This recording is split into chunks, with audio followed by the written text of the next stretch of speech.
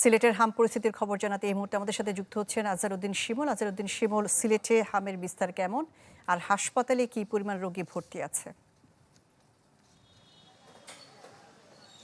শাহনাজ, দেখুন, সিলেটে কিন্তু হামের উপসর্গ নিয়ে ভর্তির সংখ্যা দিন দিন বাড়ছে এবং যদিও গত 24 ঘন্টা হাম এবং হাপের উপসর্গ নিয়ে কোনো মৃত্যু নেই, তবে এখন পর্যন্ত হাম এবং হামের উপসর্গ নিয়ে সিলেট অঞ্চলে 136 জনের মৃত্যু হয়েছে। এর মধ্যে প্রাপ্তবয়স্ক 2 জন এবং বাকি 134 জনের শিশু। এবং যদি শতকরার হিসাবে আপনাকে বলি যে শিশুদের পরিমাণটাই সবচেয়ে বেশি, তাদের সংখ্যা দাঁড়িয়েছে 98.53%।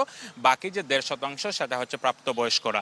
এবং চিকিৎসকরা যারা রয়েছেন তারা বলছেন শিশুদের পাশাপাশি সাম্প্রতিক সময়ে সিলেট অঞ্চলে প্রাপ্তবয়স্কদের মধ্যে হামের উপসর্গ নিয়ে ভর্তি হওয়ার সংখ্যা বাড়ছে এবং ইতিমধ্যেই যেটা বললাম যে 2 জন প্রাপ্তবয়স্ক হামের উপসর্গ নিয়ে মারা গিয়েছেন, একজন হবিগঞ্জের আর একজন এই সিলেট জেলার। এবং আপনাকে জানিয়ে রাখি যে সিলেট অঞ্চলে মূলত 4টি জেলার লোকজন হামের যে চিকিৎসা নিচ্ছেন সিলেটের বিভিন্ন হাসপাতালে। আমাদের কাছে যে ডাটা রয়েছে, গত 24 ঘন্টায় প্রায় 138 জন শিশু সিলেটের বিভিন্ন হাসপাতালে ভর্তি হয়েছে। পাশাপাশি সিলেটের যে বিভাগের যে জেলাগুলো রয়েছে, হবিগঞ্জ, সুনামগঞ্জ, মৌলভীবাজার এবং সিলেট, এই 4 জেলার বিভিন্ন সদর হাসপাতাল, জেলা সদর হাসপাতাল, বিভাগীয় হাসপাতাল সহ বেসরকারি যেসব হাসপাতাল রয়েছে সব মিলিয়ে প্রায় 250 শিশু এখন পর্যন্ত ভর্তি রয়েছে। এবং আমাদেরকে বিভাগীয় স্বাস্থ্য দপ্তর নিশ্চিত করেছে যে চলতি বছরের এই অগাস্ট পর্যন্ত নিশ্চিতভাবে 9 শতাধিকের বেশি শিশু হাম আক্রান্ত হয়েছে এই সিলেট অঞ্চলে। দেশের অন্যান্য অঞ্চলে শাহনাজ যখন হামের উপসর্গ নিয়ে ভর্তির সংখ্যা কমছে এবং মৃত্যুর সংখ্যা একইভাবে কমছে, সিলেটে কিন্তু সেই মৃত্যুর সংখ্যা দিন দিন বাড়ছে।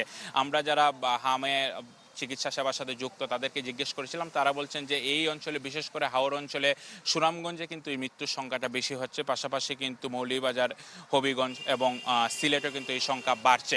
তারা বলছেন যেসব শিশুরা এখন পর্যন্ত হামের টিকা নিতে পারেনি তারা যাতে নিকটস্থ যে ইপিআই কেন্দ্রগুলো রয়েছে সেখান থেকে যাতে দ্রুত সময়ের মধ্যে তারা টিকাটা সংগ্রহ করেন, না হলে কিন্তু এটার বিস্তার দিন দিন বাড়বে বলে তারা আমাদেরকে নিশ্চিত করেছেন। একই সাথে চিকিৎসকরা এই কথাও বলছেন যে শিশুদের পাশাপাশি শিশুদের যারা মায়েরা রয়েছেন তারা যাতে সুষম খাদ্য নিশ্চিতভাবে খেতে পারেন সেটাও পরিবারের যারা কর্তা রয়েছেন তাদেরকে নিশ্চিত করতে হবে। তো শাহনাজ, আমার কাছে এই ছিল সিলেটের হাম পরিস্থিতি নিয়ে সবশেষ। জি, আজহারউদ্দিন শিমুল, আপনাকে ধন্যবাদ। সিলেট থেকে হাম পরিস্থিতির খবর জানাচ্ছিলেন আজহারউদ্দিন শিমুল।